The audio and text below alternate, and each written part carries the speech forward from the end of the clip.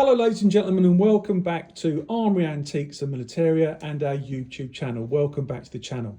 So what have we got for you today? Many of you collectors will know what's in front of you, but some of you may not, so we'll go through it.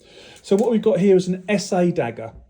Now this is the dagger that was carried during World War II by the German brown shirts, or the SA.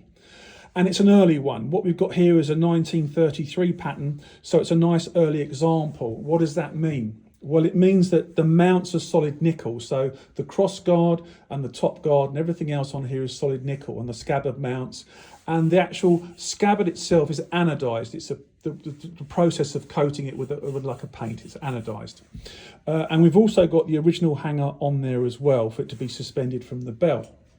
Now, SA daggers, as you probably know, are very, very popular within the collecting community, especially early examples like we've got here, and especially when we talk a little bit more about this specific dagger. What we're looking at here is an early piece, and it's a raised Röhm dagger, and I'll go through what that is in just a second. So 1933 patterns then, Ernst Röhm. Well, Ernst Röhm, you've probably heard of him. He's very, very well known. And he was the, if you like, the originator and the starter and the person that was in charge of the SA. And he was quite famous because when you look at pictures of him in the period, you see he's got quite a big scar on his cheeks. And that's very, very interesting to a lot of people because that was from one of the organisations that were in Germany at that time, which were the gentlemen's fencing clubs. Mansur, they're called Mansur. And they quite often had scars on their foreheads, their cheeks, their chins, where they had been cut during these exercises and competitions between different organisations within the German educational system. Now, if you don't know much about Mansur, look it up. Very, very interesting. But Ernst Röhm had a big scar across his cheek, which was part of his character, and you'll see it's quite a deep wound. So, Ernst Röhm daggers, what makes them different from ordinary brown shirts or SA daggers? Well, ultimately, they're the same. So if you pick this one up, if you see me touching the blade, don't worry. I'm going to clean it later on, so don't worry about that. What we've got here is solid nickel mounts, as you can see, and the solid nickel bolt at the top. Quite often you've got to check up here for any personalisation or names that have been applied. Also on the cross guard here, look for any names or any personalisation that has taken place. On this one, we've got the unit mark here, which is the area where it was issued. Okay. We've also got the motto on the blade, which is common to all SA daggers. I'll try and get it in focus for you. And it says, Alles für Deutschland, everything for Germany. That's what it means. Okay, nicely defined and a nice condition blade. And we turn it over and you think, oh, that looks a bit messy. Well, there's a reason for that, because the maker's mark, first of all here, I'll try and get in shot for you, is EP&S, Solingen. So that's Ernst Pack and Sewn of Solingen in Germany. But you'll notice there's some scratching and rough marks along the centre spine. But if you look really carefully, let me get it into shot for you. I'll try and focus it for you. It's not that easy. You'll find high points. One is here. Okay, can you see that line? Another one here and another one here. This is where the signature, which was etched onto the blades of the Ernst Röhm mottoed SA daggers. So along here it would have said, in heartfelt comradeship, Ernst Röhm. But there was an edict. Now this edict is quite important, and some of you will know about this and some of you won't. But when we're talking about Ernst Röhm, he was killed. It was on the night of the long knives. Now, if you don't know about the night of the long knives, I'm not going to bore you for hours and hours on end, but research it yourself. In fact, I'm just starting you off so that you can research the things that I'm saying, so you will educate yourself and learn more about perhaps the object you have in your collection or you're looking at, or indeed about this particular object, so that you know about the night of the long knives. This is where Himmler and Reinhard Heydrich put together a plan and also a dossier of what some people believe is fabricated evidence to suggest that Röhm was corrupt and that he'd taken money and also that he had an alternative lifestyle which was not appropriate to the Nazi party. And in 1934, he was assassinated, he was killed. Now, if you want to learn more about that, look it up. It's very, very interesting and something you need to know about if you're going to collect or have an interest in German history. They're dress daggers, such as this SA dagger, and also Ernst Röhm. Anything Ernst Röhm related is early because he was killed in 1934, Night of the Long Knives, so we know that. Now, if you get one with a full inscription, this has only got highlights. So what we call this is an erased Rome, but there's still suggestions of the name on the blade, which is what collectors want to see. Sometimes you'll just get in heartfelt comradeship and they've erased the Ernst Rome name only, and they're worth more because obviously you've got more of the inscription left. Sometimes, like this example, it's been almost totally removed, and sometimes they do a really good job by removing the maker's mark as well.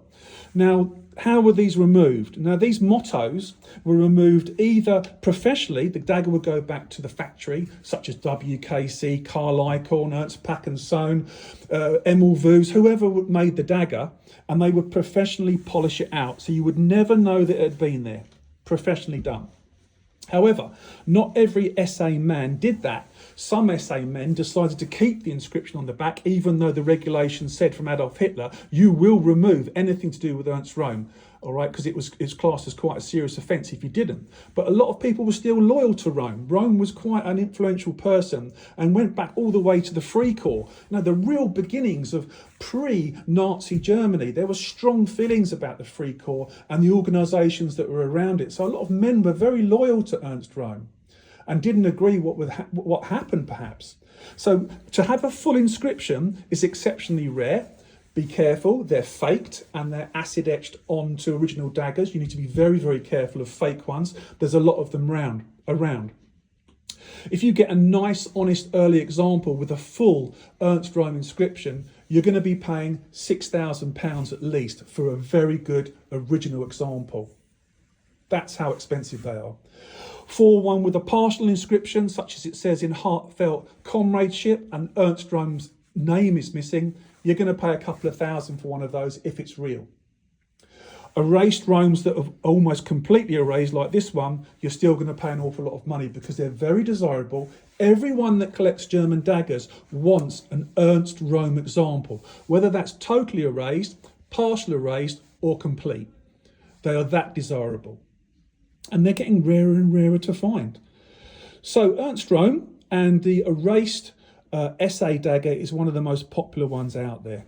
When we talk about the grip wood, you get lovely different types of wood that's used, and it's very important that when you look around these gaps around where it joins the crossguard and the top here, that they're not big gaps. Now, they would never have got through the German inspections when they were inspected before they were issued, because the Germans, as they are now, very, very professional in what they do, and everything had to be absolutely perfect, otherwise it was rejected.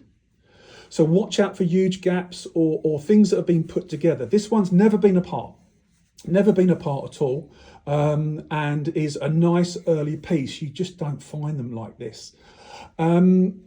Other things are the grips. Sometimes you get tiger stripe grips. Sometimes you'll get applewood style grips, this is very similar to applewood that you see here. It's nice blondie wood sort of finish. You get dark grips. You get all sorts that are available at that time. And there's great variation, hence why there's so much interest in these particular daggers from World War II. In addition to that, you need to make sure that the eagles are set correctly in the grip and they're made of the right materials, because a lot of the fakes are set higher up. They're made of different materials. They're not detailed. Be careful. Also, with valuing these sorts of things, you want to make sure the grip's perfect, the cross guards are right. You want to also make sure that the enamel in the SA rune at the top is complete and undamaged too. So you need to be very, very careful. Now, there's nothing anyone can tell us at Armoury Antiques and Militaria about German daggers. We've been doing this for 35 plus years. And I've known, sadly a lot of them are dead now, some of the best people in the business, some of the best collectors, and people that have passed away that taught us an awful lot of information, that had fantastic objects such as cased naval honour daggers, SS chain daggers in fantastic condition, rad daggers with Damascus blades. You wouldn't believe what we've had access to. We also got shown once with one of our contacts Hitler's travelling sets, suitcases, riding crops, uniforms, Ava Braun's uniform sets, clothing, and also some of her personal items as well. We've had access to some remarkable things. Don't just think that the most prolific dealers in German daggers are perhaps the German dealers. Our country's had some fantastic things and still does. Some of the daggers and swords that are very, very famous you see in books that were produced by American collectors or dealers, you'll find the actual swords are here in the United Kingdom. And I won't say any more than that, but you wouldn't believe what's in this country in private hands. So, SA dagger, Ernst Röhm, a raised dagger, very, very popular, early anodized scabbard, nice hanger, all in lovely condition, as you would expect to find one, just how you like it. And available down here at Armoury Antiques and Militaria. If you'd like more information about this dagger, please just ask. As I said, there's not many people that know as much as we do about German daggers. We've been handling and dealing with them for over 35 years, and we really appreciate them. Whether it's a SA dagger, a Hitler Youth dagger, a Rad dagger, a Luftwaffe dagger, you know, whatever you want to call it, we've handled them all. Okay, so we've got some really good experience and we can pass that on to you. Now, if you're looking at the maker's marks and you collect maker's marks, as I said, this is EP and S. There is a list that's produced that some people do refer to find out how rare the maker is, because what you get is collectors who collect specifically SA daggers and nothing else. And all they do is collect makers, the various producers of these daggers, and they'll have, I don't know, 20, 30, 100 daggers in their collection, but they're all SAs. And one of the scales that's used is the rarity